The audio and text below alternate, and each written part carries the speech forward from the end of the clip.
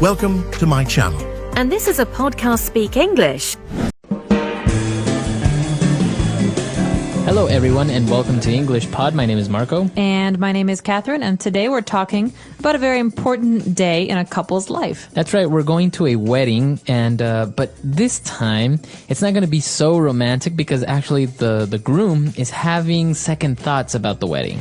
Okay, that means he's nervous and he's not positive he wants to get married today. So remember, the groom is the man, the bride is the woman. Let's jump right into this dialogue, listen to what's going on, and when we come back, we'll be talking about some of the words and phrases you've heard.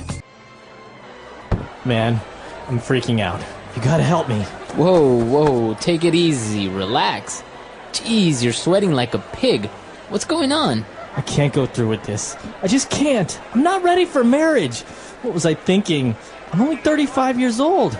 I've got my entire life ahead of me. Adventure's waiting. I can't settle down yet. What are you talking about? It wasn't more than a month ago that you were rambling on about how you are tired of living the life of a bachelor and how you envy your friends that have a family. I know. Let's think this through. First of all, you cannot leave Amy at the altar. Not only will she be humiliated and kill you, but she is the woman that you love and the woman of your dreams.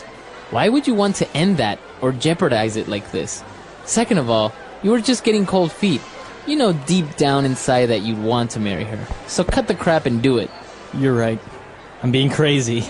Okay, I'm ready. Let's do this. Great. Whew. That was a close one. You had me going there for a minute. I thought I was gonna have to slap some sense into you. Alright, we're back. So he almost didn't get married, but luckily you have a good friend to help you out. Exactly. So this friend really saved the day, made sure that the groom didn't get too nervous, and had some really positive words. So let's take a listen to some of these marriage words in today's language takeaway. Language takeaway.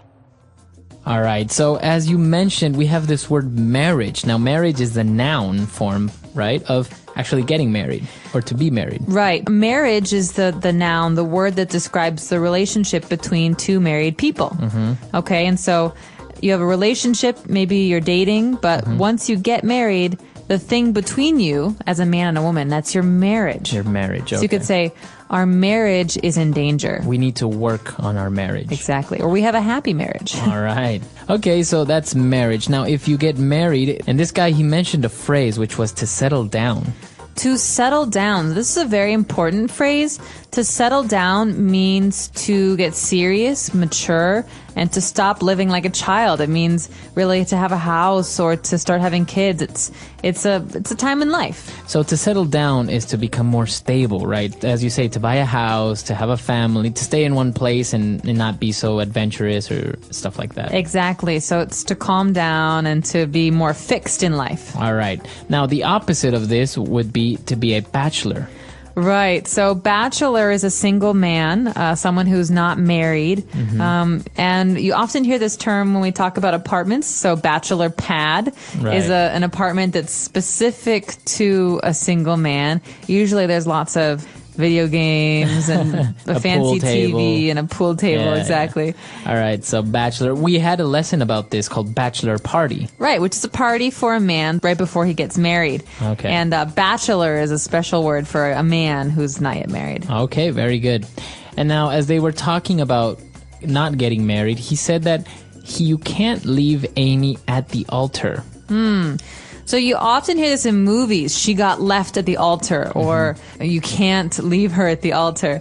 This word altar is actually religious. Altar is the table in a church where the priest does all of his work. Right.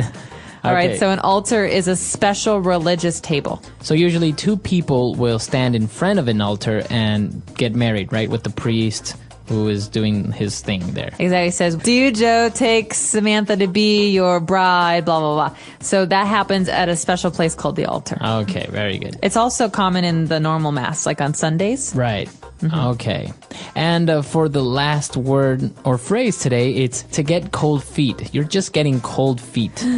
Okay, so this is a very funny phrase in English because it doesn't actually mean that your cold. feet are cold, right? So cold feet means you're nervous about something. You might change your mind. Okay. Okay, so people often talk about men and women getting cold feet before a wedding. But you can also relate it to any other situation, not only getting married, right? Yeah, for example, I'm going to go jump out of an airplane tomorrow. Okay, fast forward tomorrow.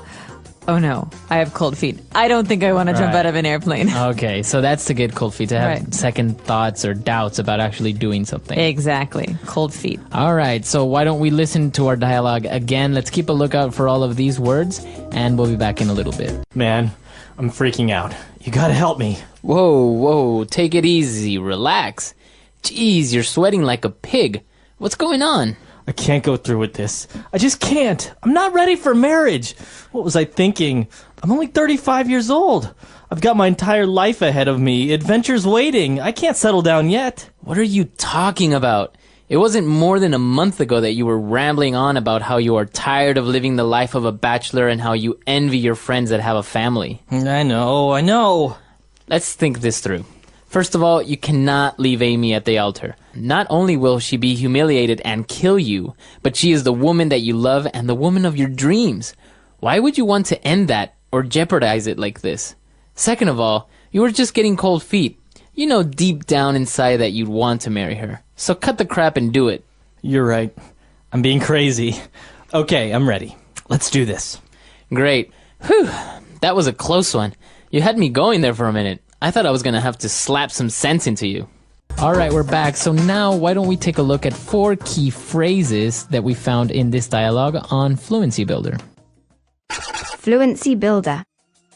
This first one is a really great phrase because it's very, well, it's easy to picture this, what we're describing. Sweating like a pig. To sweat like a pig. Okay, you're sweating like a pig. All right, this is a way to say that someone is sweating a lot. A lot. Okay, and it's really gross or disgusting. Now, do pigs actually sweat? I don't know if pigs actually sweat, but you imagine someone smells bad and they have, sweat on their face and their back and their arms. All right, well, sometimes don't you say you're sweating like a dog? You could also say that. I guess we like animals in English, but this is just a really great way to say that someone is really sweaty. All right. And, well, he was sweating and he was really nervous because he said, I can't go through with this. What does he mean, go through with this? With what? To go through with means to actually do something, okay? So maybe I say, I don't want to jump out of an airplane. I can't go through with this. Okay, I can't jump. So it depends on what we're actually talking about. Okay. If we're talking about a wedding, you say, I can't go through with this. I can't get married. So if you're planning a robbery, you say, well, in the last minute, I couldn't go through with it. I backed out. Right, I can't complete what I talked about doing. Okay. And now the friend, he finally gets kind of angry and he says, cut the crap. Oh man, this is a very common phrase. All right. This is someone says this if they don't want to listen to you complain anymore, okay? Marco, cut the crap, okay? I don't want to hear your excuses. I don't want to hear your complaints. I want to just hear Solutions, ideas, positive things. So to cut the crap is no more complaints, no more excuses, or no more talking nonsense. Exactly. And this is common among teachers and, well, parents. Yeah. All right, so cut the crap. Now, it's not very polite, right? So you wouldn't really say it to your boss or like a friend. Cut the crap is kind of rude, and it's very spoken language, so I wouldn't write it down.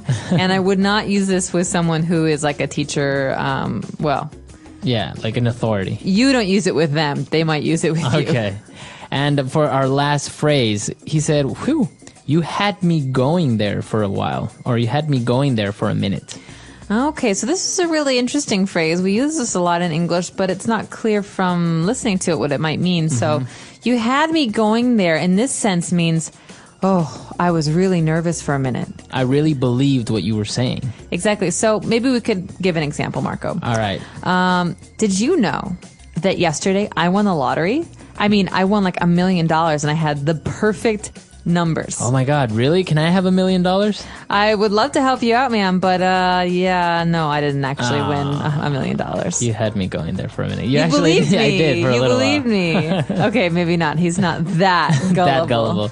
All right, but that's what it means, right? To believe someone's story or to think that something's going to happen even though it doesn't. Right. You had me going there. That means what you thought was going to happen didn't happen. So you can use it in the third person. Is like, yeah, I was telling him this awesome story and I really had him going for a while. He really believed me, Right. and then I told him it wasn't true. Okay.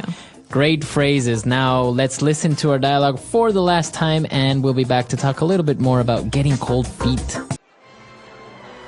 Man, I'm freaking out. You gotta help me.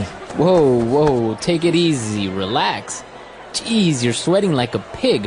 What's going on? I can't go through with this. I just can't. I'm not ready for marriage.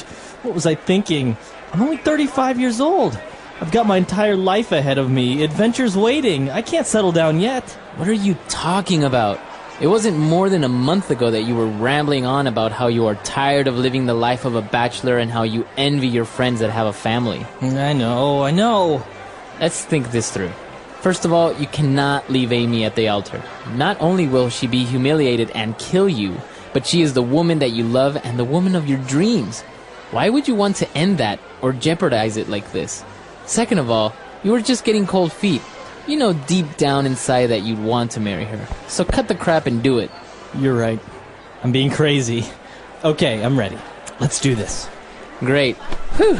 That was a close one. You had me going there for a minute. I thought I was gonna have to slap some sense into you.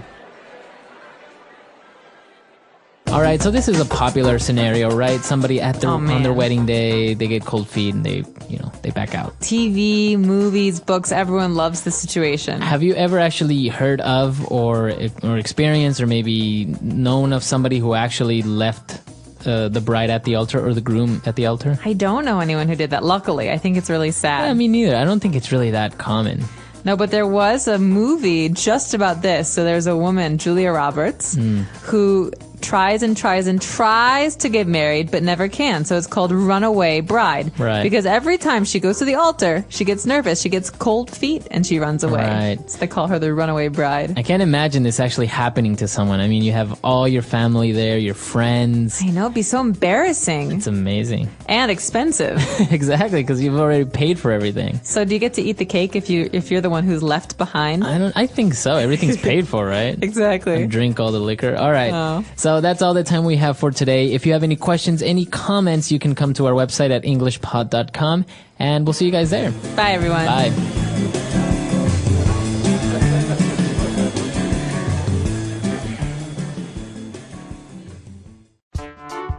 The English Pod Audio Review. Listen to the meaning, then say the vocabulary word. A party of people at a wedding. Wedding party. Become nervous and reconsider a decision. Get cold feet. Lose one's nerve. Freak out. Long and careful examination of one's thoughts. Soul searching. Remind someone to stay calm. Slap some sense into. Let's try that faster. Long and careful examination of one's thoughts. Soul searching. Become nervous and reconsider a decision. Get cold feet. Lose one's nerve. Freak out. A party of people at a wedding. Wedding party. Remind someone to stay calm. Slap some sense into. Now say the word and hear it in a sentence. Wedding party.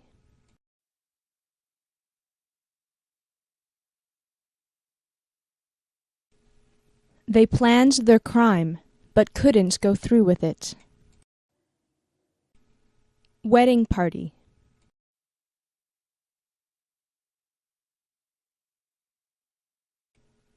You can't go through with this. We are going to be arrested. Wedding party.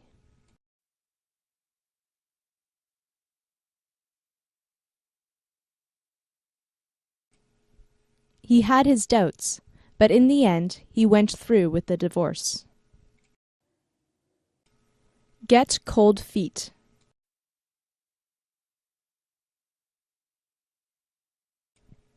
I was going to tell him, but I got cold feet.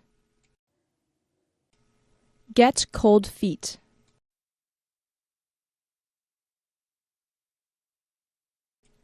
I can't believe he got cold feet on his wedding day. Get cold feet.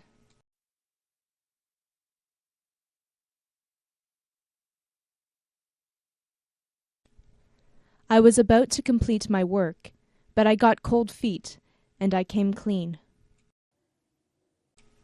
Freak out.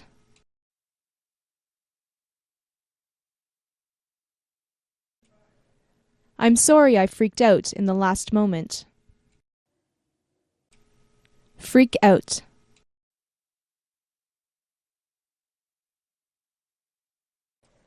Don't freak out on me like that again, please.